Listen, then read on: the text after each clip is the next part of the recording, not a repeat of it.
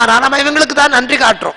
ஆனால் நம்ம அத்தனை பேருமே பிரம்மபுத்திரர்கள், பிரம்மம் தான், அகம் பிரம்மாஸ்மி. அதனால அங்கேயும் பிரம்மனிடத்திலே இருந்து தக்கன் தோன்றினான்.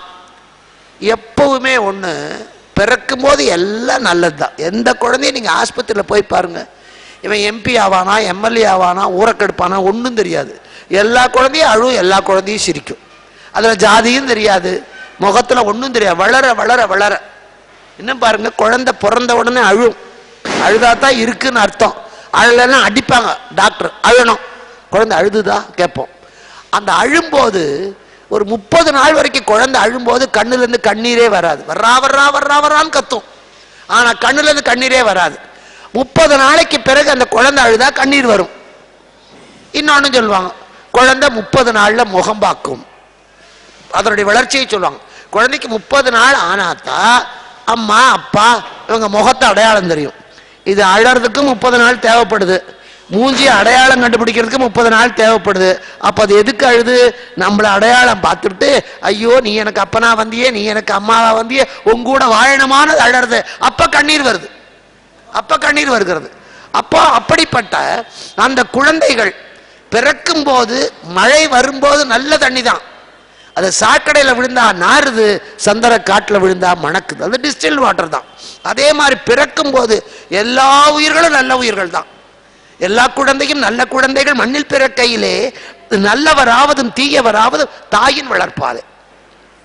அப்படி எல்லா குழந்தையும் நல்ல குழந்தையா தான் நமக்கு பிறக்கிறது. அப்படி பிறக்கிற போது அந்த குழந்தைகள் நல்லவற்றை கற்றுக்கொள்ள வேண்டும். தக்கன் பிறந்தான். எது கந்தபுராணம் எதற்கு தோன்றியது என்றால், மாங்கல்யத்தை காக்க மட்டுமில்லை. இப்ப ராமாயணம் எதை சொல்லுது? அடுத்தவன் பொண்டாட்டி எடுத்தா நீ அடியோடு அழிஞ்சு போவே, பிறன்மனை நோக்காத பேராண்மை அரணொன்றோ ஆன்றவழுக்கு. மகாபாரதம் என்ன சொல்லுகிறது? நீ நீதியை கொன்று விட்டால் மற்றவர்களுடைய உரிமைகளை பறித்துக் கொள்வாயே, ஆனால் அல்லற்பட்டு ஆற்றாத அழுத கண்ணீர் செல்வத்தை தேய்க்கும் படை. ஹரிச்சந்திர புராணம் எதை சொல்லுகிறது? பொய் சொல்லாதே, சத்தியம் வத. ராமாயணம் தர்மம் சர. கந்தபுராணம் எதை சொல்லுகிறது? நன்றி மறக்காதே. அதுதான் முக்கியம். இன்னை வரைக்கும் தர்மம் என்பது அவரவருக்கு வேற. திருடவனுக்கு ஒரு தர்மம் இருக்கு, கொலகாரனுக்கு ஒரு தர்மம் இருக்கு. ஆனால் சத்தியம், நன்றி எல்லாருக்கும் பொது. என் நன்றி கொன்றார்க்கும் உய்வுண்டாம், உய்வில்லை செய் நன்றி கொன்றவர்க்கு. நன்றி தான் மிக முக்கியம். அந்த நன்றிக்கும் விசுவாசத்துக்கு என்ன வித்தியாசம்னா, நன்றி என்பது துணுக்கு மாதிரி. ஒரு கர்ச்சீப் கீழே விழுந்துட்டு ஒருத்தர் எடுத்து கொடுக்குறாரு. நான் ரயிலை விட்டு கீழே இறங்கினா, சார் இந்த பெட்டி கொஞ்சம் இறக்கி கொடுங்க, இறக்கி கொடுக்குறார், நன்றி. நம்ம தண்ணி கொடுத்தா நன்றி. இது சிறுகதை துணுக்கு மாதிரி. விசுவாசம் என்பது நம்ம டிவி சீரியல் மாதிரி, அது பாட்டு ஓடும் 6 வருஷம் 8 வருஷம் 9 வருஷம். அது மாதிரி விசுவாசம் என்பது ஆயுள் வரைக்கும் இருக்கணும். நன்றி அப்பப்ப தோணணும். ஆனால் அந்த நன்றியை விசுவாசமாக மாற்றுவதுதான் நம்முடைய அறிவுக்கே அழகு. அந்த நன்றி மறந்த காரணத்தினால்தான் சூரபத்மன் அழிக்கப்பட்டான். பெண்ணாசையினாலே ராவணன் அழிந்தான், மண்ணாசையினாலே துரியோதனன் அழிந்தான். ஆனா சூரபத்மன் அழிந்த காரணம் நன்றி மறந்த காரணம். அதை காட்டுவதற்காக அந்த நன்றி மறக்கிறதுங்கிறது எல்லா காலத்திலையும் இருக்கு. பெண்ணாசை எல்லார்ட்டும் இருக்குன்னு சொல்ல முடியாது, மண்ணாசை எல்லார்கிட்ட இருக்குன்னு சொல்ல முடியாது. ஆனா நன்றி மறப்பது பெத்தவங்கிட்ட நன்றி இல்லை, வளர்த்தவங்கிட்ட நன்றி இல்லை, புருஷங்கிட்ட நன்றி இல்லை, பெண்டாட்டிக்கிட்ட நன்றி இல்லை, ஓட்டு போட்டவங்கிட்ட நன்றி இல்லை, ஓட்டு வாங்கினவங்கிட்ட நன்றி.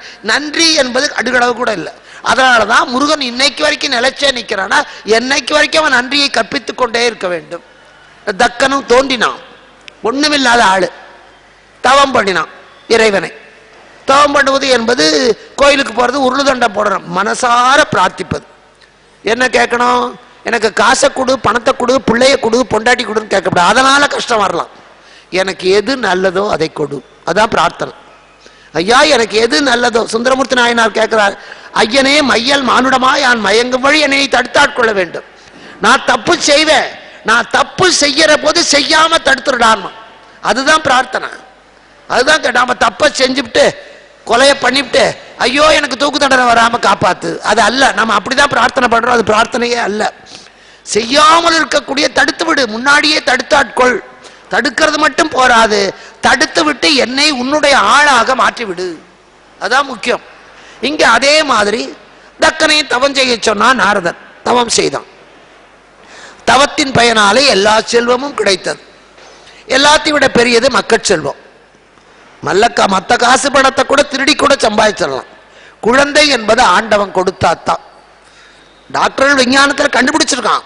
ஆனா அந்த விஞ்ஞான பரிசோதனை எல்லாருக்கும் செல்லுபடி ஆகிறது இல்லையே. எல்லாருக்குமே குழந்தை இல்லாதவங்களுக்கு குழந்தை பிறக்கிறது இல்லையே. ஆண் குழந்தை விடுங்கிறவனுக்கு ஆண் குழந்தையே பிறக்க வைக்க முடியுதா? பெண் குழந்தை பிறந்தவனுக்கு பெண் குழந்தையே பிறக்க வைக்க முடியுதா? பிறந்த குழந்தை கடைசி வரைக்கும் இருக்க வைக்க முடியுதா? இல்லையே. அது அவனுடைய செயல். பிறப்பு, இறப்பு, மக்கள் செல்வம், இந்த மூன்றும் ஆண்டவனுடைய அருள் இல்லாமல் கிடைக்காது. இந்த சஷ்டி விரதமே குழந்தைக்காகத்தான். சட்டியில இருந்தால் அகப்பையில வருமா. அதாவது சட்டியில குழம்பு இருந்தா தான், ஆகப்பைன்னா கரண்டி, கரண்டியை போட்டு சொன்னாலும் இருந்தா தானே வரும். அது அல்ல அர்த்தம். சஷ்டியிலே விரதம் இருந்தால் அகப்பையிலே கருப்பையிலே குழந்தை பிறக்கும். சஷ்டி விரதம் ரொம்ப எப்படி இருக்கணும்? குழந்தை இல்லாதவங்க இருக்கணும்னா எப்படின்னா, எங்க வீட்டில் என் சகோதரி சஷ்டி விரதம் இருந்துதான் 90 நாட்கள் தங்க முடியாது இந்த கருப்பைன்னு சொல்லி 8 குழந்தை 88 நாள்லயே அபாஷனம் ஆனதுல 9வது குழந்தை வயிற்றுல செத்து போக அவ 10வதுக்கு சஷ்டி விரதம் இருந்தா. குழந்தைக்கு பால் ஊட்டுவாங்களே சங்கு, பாலோடைமோ, அந்த பாலோடையில பாலை வச்சு முருகன் படத்துக்கு முன்னால வச்சு வணங்கணும். உப்பு போட்டு அன்னைக்கு சாப்பிடக்கூடாது. 6 நாள் இல்லைனாலும் அந்த கந்தர் சஷ்டி அன்னைக்கு உப்பு போட்டு சாப்பிடக்கூடாது. இது வருஷம் முழுக்க ஒவ்வொரு மாதமும் வருகிற சஷ்டியில புருஷன் பெண்டாட்டி 2 பேரும் இருந்து மாலையில அந்த பாலை மட்டும்தான் 2 பேரும் அன்னைக்கு குடிக்கணும். வேற எந்த ஆதாரமும் கிடையாது. அந்த சங்க யாராவது ஒரு குழந்தைக்கு கொடுத்துடணும். கொண்டு வந்து விடுவான் ஜாதி பார்க்காம. யாராவது ஒரு குழந்தை வீட்டுக்கு வரும். 11 சங்கு கொடுத்துட்டோம், 12வது சங்குக்கு ஆள் இல்லை. யார் வீட்டில் குழந்தை பிறந்தோ தேடி தேடி கொடுத்தோம், 12வதுக்கு ஆள் இல்லை. என்னடா பண்றதுன்னு இன்னைக்கு காலையில இருந்து யோசனை பண்ணிட்டு இருக்கோம். யாரோ ஒரு பொண்ணு அந்த இன்னொரு வீட்டில் குடியிருந்தாங்க. அவங்க வீட்டுக்கு அவங்க அண்ணா குழந்தைய எடுத்துக்கிட்டு வந்தா. அதுக்கு ஒரு வயசு இருக்கும். ரொம்ப காலையில இருந்து பேசிக்கிட்டு அந்த குழந்தை கத்துன்னு கத்துது. டம்ளர்ல பால் கொடுத்தாலும் குடிக்க மாட்டேங்குது, ஃபீடிங் பாட்டிலும் குடிக்க மாட்டேங்குது. ஏமானா அவன் சங்குல கொடுத்தா தான் குடிப்பான். அங்க யார் வீட்லயும் சின்ன குழந்தை இல்லை, சங்கே இல்லை, பாலடையே இல்லை. இவ பூஜையில வச்சிருக்கா. அந்த 12வது சங்கை யாருக்கு கொடுக்கறது நாங்க தவிச்சுக்கிட்டு இருந்த போது முன்ன பின்ன தெரியாத யாரோ ஒரு குழந்தைய அனுப்பி அது சங்கத்தவரை குடிக்காதுன்னு வச்சு இந்த சங்கம் எடுத்து கொடுத்தோம். அது குடிச்சிட்டு கொண்டு போச்சு. அதுல அவளுக்கு 90 நாள் தாங்காத கற்பையில ஆணொன்னு பெண்ணொன்னு அடைச்சு 2 குழந்தை பிறகு. உங்க திருப்பூர்லயே அந்த பையன் என்ஜினியரா வேலை செஞ்சான். அப்பாவுக்கு தெரியும். ஏன் சொல்கிறேன் என்றால், சஷ்டியிலே விரதம் இருந்தால் அவனை முழுமையாக நம்பி செய்ய வேண்டிய முறைப்படி இருந்தால் குழந்தை பிறக்கும். அதான் ஒரே சஷ்டி விரதம் முருக வழிபாடு மாங்கல்யத்தை காக்கும். ஒரே சஷ்டி விரதம் குழந்தையையும் கொடுக்கும். ஒரே முருகனுடைய வழிபாடு ஞானத்தையும் கொடுக்கும். இத்தனையும் கிடைக்கும் போது என்ன கஷ்டம் நமக்கு? அதனாலதான் அருணகிரிநாதர் சொல்வார், முருகா என்பது ஒரு பெயர் அல்ல, மொழிக்கு துணை முருகா எனும் நாமங்கள். ருக்மணினா அது ஒரு பேர் தான், ருக்மணிகள் இல்ல. புத்தகம்னா ஒண்ணுதான், புத்தகங்கள்னு சொல்லணும். இங்க நாமங்கள்ங்கிறார், பெயர்கள்னு. ஆனா முருகா என்பது ஒண்ணுதான். அது எப்படி பெயர்கள் ஆகும்? மூ என்ற எழுத்து முகுந்தனான திருமாலை குறிக்கும். ரூ என்ற எழுத்து ருத்ரனான சிவபெருமானை குறிக்கும். கா என்ற எழுத்து கமலோத்பவனாகிய பிரம்மனை குறிக்கும். சிவபெருமான் வர்ற போதே தனியா வரமாட்டார். பாகம் பெண்ணுரு ஆனாய் போற்றி, ஏகம்பத்துறை எந்தாய் போற்றி. அவனோட கூடவே பார்வதி வருவா. திருமால் தனியா வரமாட்டார். அவருடைய நெஞ்சிலேயே அலர்மேலு மங்கை வட்சஸ்தலத்தில் வருகிறார் மகாலட்சுமி வருவா. பிரம்மா தனியா வரமாட்டார். அவர் நாவிலேயே வருகிற சரஸ்வதியும் வருவா. இப்போ சிவபெருமான் பார்வதி, மகாவிஷ்ணு மகாலட்சுமி, பிரம்மா சரஸ்வதி. அந்த மூ ரூ கா என்பதுல அகரம் உகரம் மகரம் இது 3 சேர்ந்தாதான் ஓம் என்ற பிரணவம். அந்த ஓம் என்ற பிரணவத்தினுடைய வடிவம் தான் விநாயகர். அவருடைய வலது கையில இருந்து கொண்டு போய் துதிக்கையில கொண்டு போய் இந்த காலில் கொண்டு வந்தா ஓ. அவர் துதிக்கையில் இருக்கிற கொழுக்கட்டை மாதுளங்கனிக்கு அது இம். ஓம் என்ற பிரணவத்தினுடைய வரி வடிவம் விநாயகர், ஒலி வடிவம் முருகன். அதனால முருகா என்ற பெயர் இத்தனை தெய்வத்தையும் குறிக்கும். நீங்க எந்த கோவிலுக்கு போய் வேண்டுமானாலும் முருகான்னு சொல்லலாம். திருப்பதிக்கு போய் முருகானால் பெருமாளையும் குறிக்கும். சிவன் கோயில வந்து முருகான்னா சிவனையும் குறிக்கும். பிள்ளையார் சன்னதியில குட்டிட்டு முருகான்னா அவனையும் குறிக்கும். இத்தனை பேரையும் குறிப்பதனால்தான் முருகா எனும் நாமங்கள். இங்கே தக்கனுக்கு சிவபெருமான் எல்லாத்தையும், இந்த முருகனையே தந்தவன் சிவன், தக்கனுக்கு எல்லா செல்வத்தையும் கொடுத்தான். பிள்ளை செல்வம் இல்லை. அவனும் அவனுடைய மனைவி வேதவல்லியும் தவம் செய்கிறார். 1000 குழந்தைகள் பிறந்தது. 1000 குழந்தை பிறக்குமாமோ. ஒரு 30-40 வருஷத்துக்கு முன்னால வாழ்ந்தவங்களை கேளுங்க. இவங்களே அழகா சொன்னோம், 6 பசங்க 4 பொண்ணு எங்க வீட்டில். நாங்கள் அது மாதிரி 10 பெற்று பெருவாழ்வு. அந்த காலத்தில் 10 பிள்ளை 12 பிள்ளை 13 வயசுல கல்யாணம் ஆகி அவங்களுக்கு அதே தான் வேலை. 40 வயசுக்குள்ள 10 குழந்தை 12 குழந்தை நல்லா தான் இருந்தாங்க. அத்தனை குழந்தையும் நல்லா தான் இருந்தது. ஒன்று இல்லைன்னா ஒன்று காப்பாத்திது. இப்போ ஒன்றை பெற்றுக்கிட்டு அது உதைக்கிற உதையில இவ ஓடி போயிடுறான். பிரயோஜனமே இல்லை. ஒத்த மரம் தோப்பே ஆகாது. அத்தனை பெத்தவங்க அவங்க இவ்வளவு சம்பளத்தில் அத்தனை குழந்தைக்கு கஞ்சி ஊத்துனாங்க, சந்தோஷமா தான் வாழ்ந்தாங்க. உங்க சித்தப்பன் பெரியப்பன் எல்லாம் கேட்டு பாருங்க. அதாவது நான் இப்ப சொல்றது இப்ப 50 வயசை கடந்தவர்களுடைய சித்தப்பன் பெரியப்பன். எங்களுடைய குழந்தை பருவத்தில் நாங்க அனுபவித்த ஆனந்தத்துல 1/1000 பங்கு நீங்க அனுபவிக்கல. அப்ப இவ்வளவு பட்டுப்படவே இல்லை, நகை இல்லை, ஒண்ணு இல்லை. பழைய சாதத்தை பசங்க ஆளுக்கு ஒரு பிடி கையில போடுவாங்க, சந்தோஷமா சாப்பிட்டுக்கிட்டு ஓடுவோம். இதுல பக்கத்து வீட்டு குழந்தை எழுத்து வீட்டு குழந்தை எல்லாமே. ஒரு பண்டிகைனா சந்தோஷம், ஒரு கல்யாணம்னா சந்தோஷம். இப்ப எல்லாம் கடன் தண்டத்துக்கு. சார் கூப்பிட்டுருக்கான் சார், போய் தலையை காட்டிட்டு வர. இப்ப அதான் கல்யாணத்துக்கு தலையை காட்டிட்டு வர, வைக்கிற 10 ரூபாய்க்கு தின்னுட்டு வந்துடுறேன், தீர்ந்து போச்சு கதை. ஒருத்தரும் ஆசீர்வாதம் பண்ண போடுறேன். முன்னெல்லாம் அப்படி இல்லை. ஐயோ அவன் கூப்பிட்டுருக்காண்டி பாவம், கஷ்டப்பட்டு கல்யாணம் பண்றான், போய் 4 வார்த்தை ஆசீர்வாதம் பண்ணுவேன். இது நம்ம தாத்தா காலத்துல. இப்ப இல்லை, போய் தலையை காட்டிட்டு வந்துடுறேன். உன் தலையை காட்டாட்டி போய் தலையில என்ன இருக்கு அதை காட்டவே வேண்டாம். காட்டாம இருந்தாலே அடுத்தவங்க ஒழுங்கா இருப்பான். இப்ப தலையை காட்டிட்டு வரேன், அதே தான். இன்னும் சில பேர் காலை நீட்டிட்டு போயிடுவான், மிதிச்சுட்டு வந்துடுறேன் சார், போய் ஒப்புக்கு ஒரு போயிட்டு வந்துடுறேன். தப்பு இதெல்லாம், போகவே வேண்டாம். இங்க அதே மாதிரி அந்த காலத்துல நான் சொல்லுது பல்லாயிரம் பல லட்சக்கணக்கான ஆண்டுகளுக்கு முன்பு. அப்ப 1000 100 வயசே நிறைய இருந்தது. அஸ்திகதம், பிராணகதம், அன்னகதம். இப்ப சோறு வரைக்கும் தான். 10 நாளைக்கு 4 நாளைக்கு சோறு போடலன்னா ஆள் அவுட்டு. அதுக்கு முன்னால ரத்தம் இருக்கிற வரைக்கும், அதுக்கு முடுத்த யுகத்துல. அதுக்கு முன்னால ஆரம்பத்துல எலும்பு இருக்கிற வரைக்கும், எலும்பு புதைச்சா கூட 100 வருஷம் ஆனாலும் இருக்கும், அவ்வளவு ஆயுசு ஜாஸ்தி. அதனால அப்பொழுது இவனுக்கும் 1000 குழந்தைகள். போய் தவம் பண்ணிடாம தவம் பண்ணா நாரதர் வருகிறார். எதுக்கு தவம் பண்றீங்க? தெரியல, தவம் பண்றோம். எங்களுக்கு பேரின்ப வீட்டை கொடு, முக்தியை கொடுன்னு வேண்டுகிடாமா. 1000 பிள்ளைகளை வேண்டியது, எல்லாம் 1000 முக்தி அடைஞ்சிடுது. கோவிலுக்கு கொண்டு போனா தேங்காய் பழம் கற்பூரம் எல்லாம் கொண்டு போறோம். தேங்காய் வீட்டுக்கு வருது, பழம் வீட்டுக்கு வருது, வெத்தலை வீட்டுக்கு வருது. ஆனா கற்பூரம் வர்றதில்லை, அது அங்கேயே போயிடுது. அதே மாதிரி தவத்துக்கு போற இந்த 1000 பிள்ளைகளும் கற்பூரமா கரைந்து இறைவனோடு கலந்துட்டார். திருப்பியும் தவம் பண்ணி 1000 குழந்தை பிறந்தது. அதுவும் ஞானத்தை அடைஞ்சிடுது. இவன் பார்த்தான் இந்த ஆண் குழந்தை. இது எப்ப எழுதின கதை, இன்னைக்கு அது பொருத்தமா இருக்கா இல்ல பாருங்க. ஆண் குழந்தையை பெற்று பிரயோஜனம் இல்லை, அவன் விட்டுட்டு போயிடுவான். இன்னைக்கு நடக்குது இல்ல, பெண்டாட்டியாத்தா பெரியாத்தான் கல்யாணம் ஆன பிறகு பெற்றவங்களை திரும்பி பார்க்காத பிள்ளைகள் எத்தனை. அமெரிக்காவிலையும் ஆப்பிரிக்காவிலையும் வேலைக்கு போய் கை நிறைய சம்பாதிச்ச பிறகு பணத்தை மட்டும் அனுப்பிட்டு பெற்றவங்களை கொண்டு போய் வச்சுக்கிறது கூட கஷ்டம் நினைக்கிற பிள்ளைகள் எத்தனை. ஆண் குழந்தைகள். இன்னும் சொல்றேன், ஆண் குழந்தைகள் அப்பா அம்மா ரொம்ப வருஷம் வாழ்ந்தா வேதனைப்படுவான். இந்த ஆள் எப்ப சாகிறது, சொத்து எனக்கு எப்ப வருதும்மா. பெண் குழந்தை அப்பா அம்மா நிறைய நாள் உயிரோட இருக்கணும்பாங்க. ஏன்னா அவங்களுக்கு சொத்து வராது. அப்பா அம்மா உயிரோட இருந்தா தான் ஏதோ ஒரு தீபாவளி பொங்கலுக்காவது சீர் வரும். அப்பா அம்மா போயிட்டு அண்ணன் தம்பி சீருவான், கொடுக்க மாட்டான்.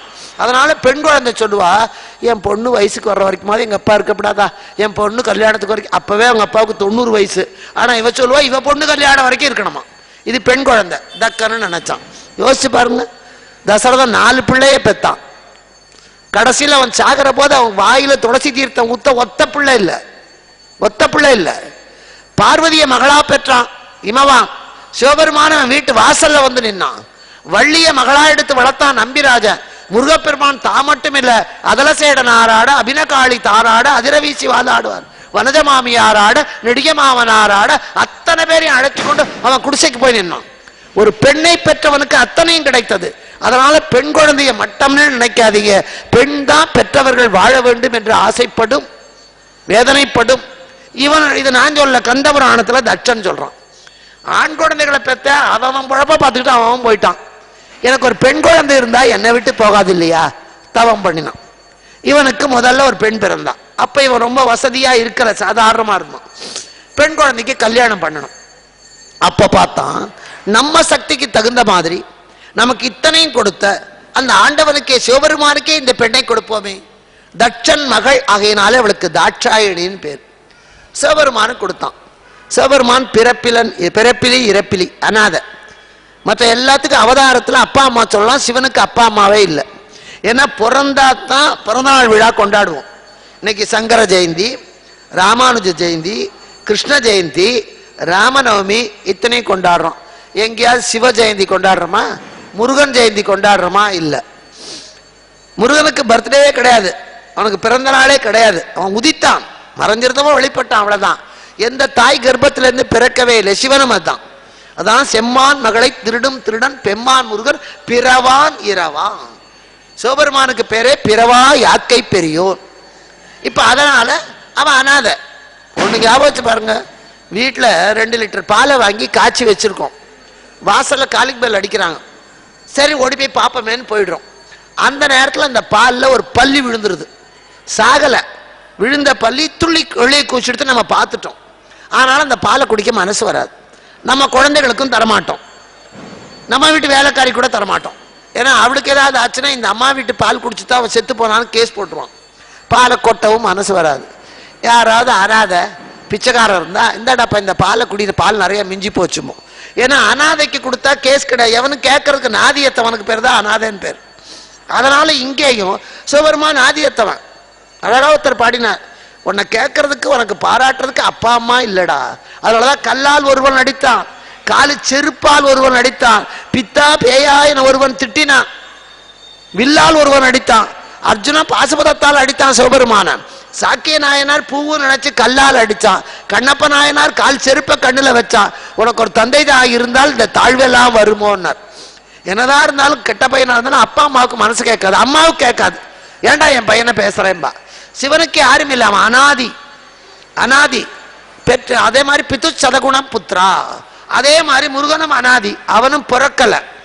சிவபெருமான் எப்படி வந்தான்ங்கிறது பின்னால வரும்.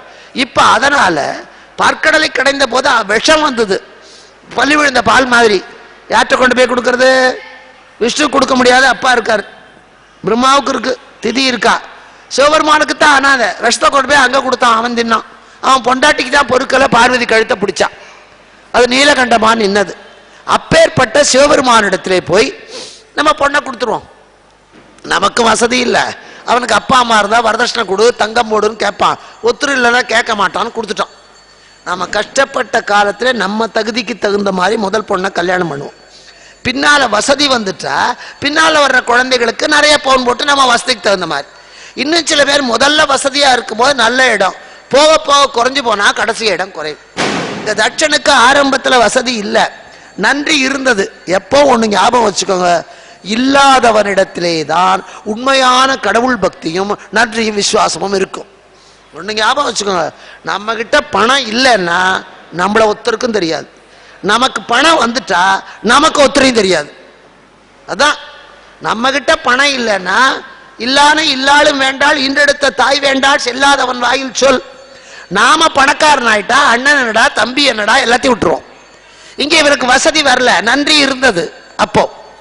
அதனால என்ன பண்ணா, நன்றியோட சிவனுக்கு கல்யாணம் பண்ணி கொடுத்துட்டான். அதுக்கு பிறகு இவனுக்கு 27 பெண்கள் பிறந்தது. அதுல கடைசி பொண்ணு ரோகிணி. அதான் 27 நட்சத்திரங்கள். இந்த ரோகிணிய சந்திரன் ஆசைப்பட்டான். இந்த காதல் கல்யாணம் எல்லாம் இருந்திருக்கு, ஒன்னும் இல்லாம இல்ல, புதுசு ஒண்ணும் இல்லை. இப்போ அதுல ஏற்றுக்கொண்டதும் இருக்கு, மறுத்ததும் இருக்கிறது. கலப்புக்கு திருமணத்தை ஏற்றுக்கொண்ட திருமணம், சுந்தரர் பறவை கல்யாணத்தை ஏற்றுக்கொண்டு சிவபெருமானை நடத்தி வைத்தார்.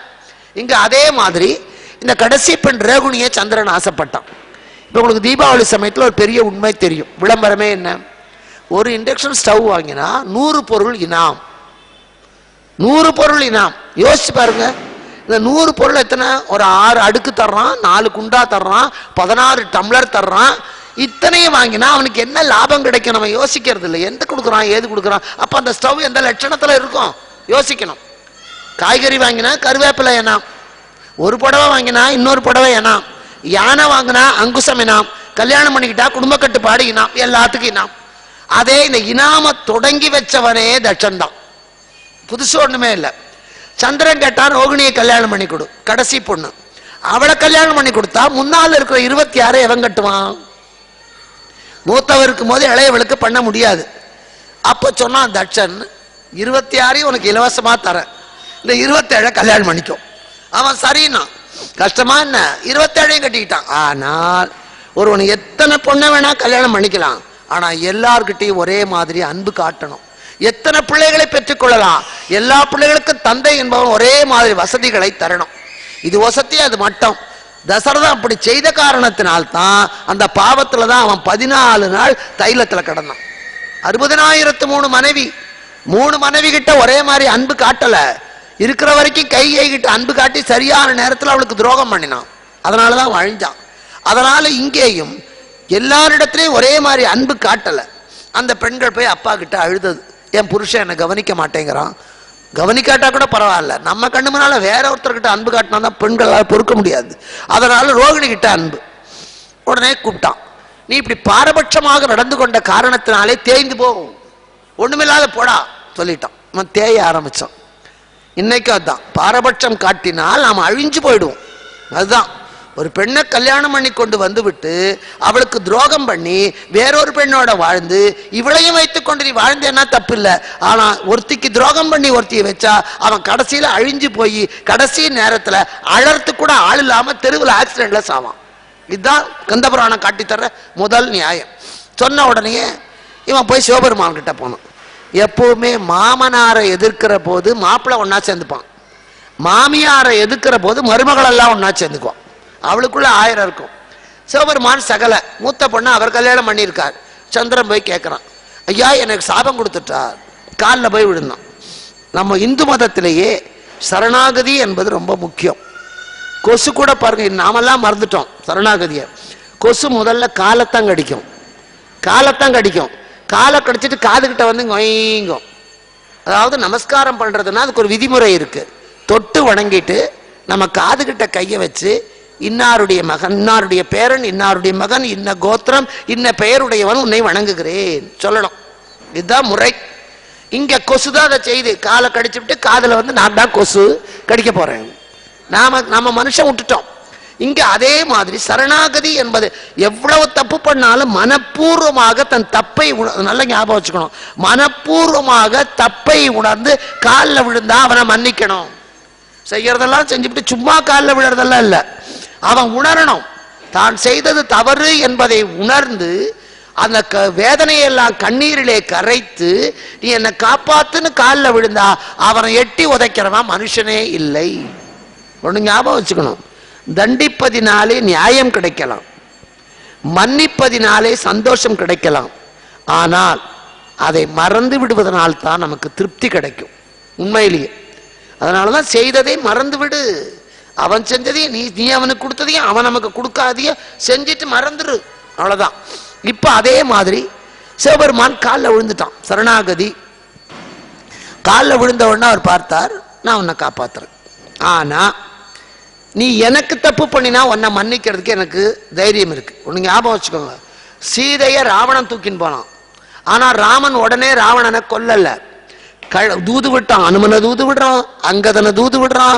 அதுக்கு பிறகு போர்க்களத்துல அவனே சொல்றான், சீதையை விட்டுடு, சிறையில் வைத்தவள் தன்னை விட்டு தேவரை முறையில் வைத்து உன் தம்பியை ராக்கத பேர் இறையில் வைத்து அவனுக்கு குற்றேவல் செய்து இருத்தியே உன் தலையை வாளினால் தடிந்து தரையில் வைக்கிலேன். இப்ப கூட சொல்றேன்டா, நீ சீதையை விட்டுடு, உன் தம்பிக்கு பட்டம் கட்டிடு, செஞ்ச தப்ப தெரிஞ்சுக்கோ, நான் உன்னை கொல்லாம விட்டுறேன்.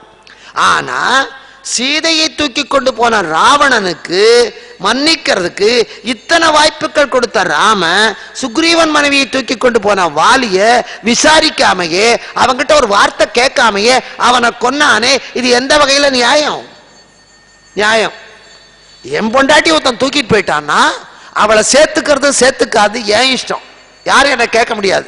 ஏன் ஒருத்தன் தூக்கிட்டு போன பொண்டாட்டி நீ எப்படியா சேர்த்து, அது ஏன் இஷ்டம் ஐயா, என் பொண்டாட்டி மேல எனக்கு நம்பிக்கை இருக்கு நான் சேர்த்துக்கிறேன் சொல்லலாம். பக்கத்து வீட்டுக்காரன் பொண்டாட்டி ஒருத்தன் தூக்கிட்டு போயிட்டான், அவனுக்கு போய் நம்ம உபதேசம் பண்ண முடியாது. ஓடிப்போனா பரவாயில்லப்பா சேர்த்துக்கோ சொல்ல முடியாது, அது அவனோட இஷ்டம். அடுத்தவன் பெண்டாட்டியை ஓடி போனா அவளை சேர்த்துக் கொள்வதா விடுவதா என்பதை அவன் தான் முடிவு பண்ணணுமே தவிர அவனுக்காக நாம தூது போறது சரியில்லை. ஒண்ணு பேசி பார்க்கலாம், இல்ல தூக்கிட்டு போறணும் உதச்சு பார்க்கலாம், இவ்வளவுதான் செய்யணும். நாம போய் வச்சு போழேன்னு சொல்ல முடியாது. நாம கடன் வாங்கினவனை விட்டுடலாம், அடுத்தவன் கடன் வாங்கினா அந்த கடனை கேட்காதேன்னு சொல்ல முடியாது.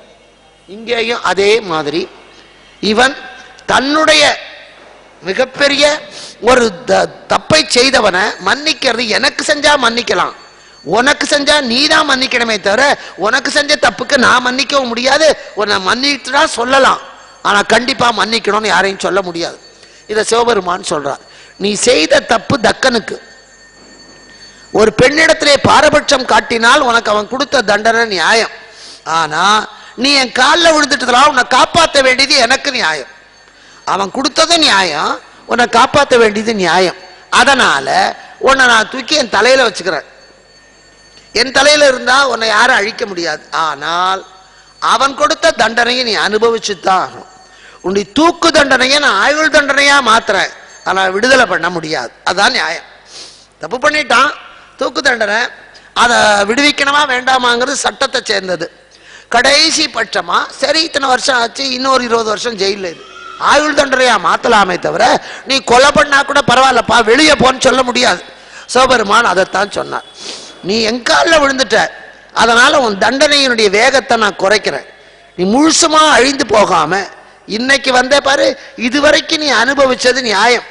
இந்த 3ஆம் பிறையா இருக்கும்போது வந்த, இதுக்கு மேல நீ அழிய மாட்ட.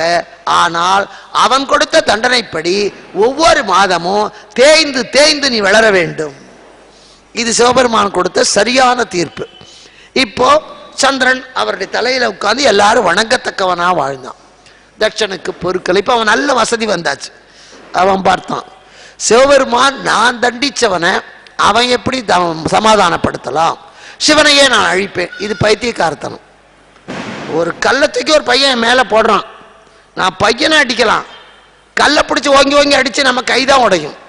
இல்லை கல்லை கொண்டு போய் கோர்ட்ல நிறுத்தி, இந்த கல்லு தான் என் மண்டையை உடைத்தது, இந்த தடி தான் என் மண்டையை அடித்தது, இந்த தடிக்கு ஒரு 15 ஆண்டு ஜெயில் தண்டனை கொடுங்கன்னு கேட்டா பைத்தியக்காரன் இல்லை. நீ சந்திரனை தண்டிக்கலாம், சிவனையே தண்டிக்கிற அளவுக்கு உனக்கு ஆற்றல் கிடையாது. ஆனாலும் அவன் தப்பா நினைச்சான். அங்கதான் நம்ம சாமியை திட்டுறோம், எல்லாம் பண்றோம், அது தப்பு. அவனை திட்டுறதுக்கோ அவனை வாழ்த்துறதுக்கோ நமக்கு தகுதி இல்லை. இறைவனை வணங்குவது என்பது நம்முடைய நன்றி. ஆனா கோயிலாடா இது, சாமியாடா இது, உடடா, நீ இஷ்டம் இல்லையா போயிட்டே இரு. கடவுளை நிந்திப்பதற்கோ வந்திப்பதற்கோ அவன் நமக்கு ஒரு பொருட்டு இல்லை, அவன் நமக்கு அடங்கினவன் அல்ல. நம்ம கோபம் நம்ம எல்லைக்குள்ளதான் போகும். இங்க இருந்து அமெரிக்காக்காரனை போய் நான் கொலை பண்ணுவேன்னு போக முடியாது. இங்க இருக்கிற அமெரிக்காக்காரனையும் நம்மளால அவ்வளவையே, நம்ம நாட்டில் பதவியில் இருக்கிறவனையே பாதிக்கப்பட்டவனால ஒன்றும் பண்ண முடியல, ஆண்டவரையே நம்ம ஏசுவது என்பது ரொம்ப தப்பு. அப்ப என்ன பண்ணா, அவனையே நான் தண்டிப்பேன். அப்போ யாகம் பண்ணி கொண்டிருக்கிறார் நாரதர். நீ பிரம்மா யாகம் பண்ணி கொண்டிருக்கா, தள்ளு, நான் பண்ற அந்த யாகத்தை. இன்னைக்கும் யார் வேணும்னாலும் யாகம் பண்ணலாம். அவன் கிறிஸ்தவனா இருக்கலாம், இஸ்லாமியனா இருக்கலாம், வைஷ்ணவனா இருக்கலாம், சமணனா இருக்கலாம், சாக்கியனா இருக்கலாம், சைவனா இருக்கலாம், கௌமாரனா இருக்கலாம், கணபத்தியனா இருக்கலாம், சாக்தனா இருக்கலாம். யார் யாகம் பண்ணினாலும் அந்த யாகத்தின் முடிவிலே கொடுக்கப்படுகிற பூர்ணாகுதி சிவபெருமானுக்குத்தான் சேரும். அவன் தான் யாக புருஷன், வேற யாருக்கும் அந்த தகுதி கிடையாது. அது வேதத்துல சொல்லப்பட்டது, எல்லாம் ஒத்துக்கொள்ளப்பட்டது, அவங்களுக்குத்தான் போய் சேரும். அதனால அந்த யாக புருஷனாக இருக்கிறவனே சிவபெருமான் தான். இவன் என்ன பண்ணா, தள்ளிட்டு நான் அவனுக்கு கொடுக்க மாட்டேன், யாகம் பண்றேன்னு ஆரம்பிச்சான். எல்லாரையும் கூப்பிட்டான். ஆலை இல்லாத ஊருக்கு இழுப்ப பூச்சக்கரை, எல்லா தேவர்களும் வந்துட்டான். திருமால் வந்தார். ஆஹா, நமக்கு ஒரு சான்ஸ் கிடைச்சிருக்கு, பின்னால என்ன வரும்னு தெரியாது, வந்துட வேண்டியது. எல்லாரும் வந்தாச்சு, சூரியன் சந்திரன் தேவர்கள் எல்லாரும் வந்தாச்சு. யாகம் நடத்துறான். இந்த செய்தி வீட்டில் எந்த விசேஷமானாலும் அயோக்கியனோ ஏழையோ முதல்ல மாப்பிள்ளையை கூப்பிடணுங்கிறது இன்னைக்கு மரியாதை. பஞ்சாயத்துல அடா 1000 ஆனாலும் அவன் வீட்டு மருமகன், அவன் பொண்ணை கட்டியிருக்கான், அவனுக்கு ஒரு வார்த்தை சொல்லிடுப்பா, அவன் வந்தா வரான் வராட்டி போறான், கூப்பிட வேண்டியது உன் கடமை. இன்னைக்கும் இருக்கிறது, இன்றைக்கு அந்த நியாயம் இருக்கிறது.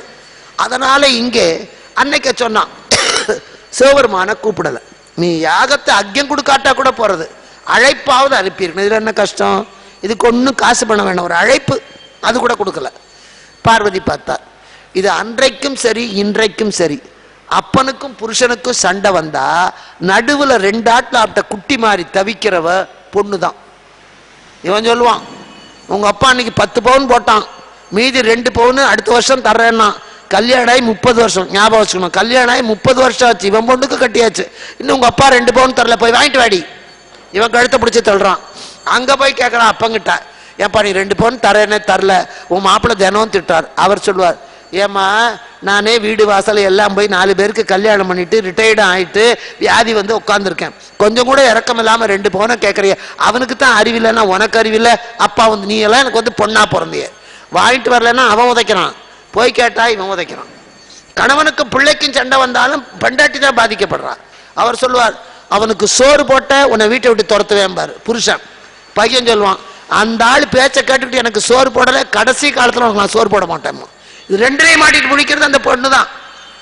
இது பார்வதிக்கு அதே தான், இன்னைக்கு இருக்கிற எல்லாருக்கும் அதே தான். சிவபெருமா பார்க்குறான், அப்பா கூப்பிடலை, புருஷனுக்கு சொல்றதா தந்தைக்கு சொல்றதா, எப்படியாவது சமாதானப்படுத்தணுமே. அவ சொல்றா, நான் போய் எங்க அப்பாட்ட சொல்லிட்டு வரேன். சிவபெருமான் போகாதே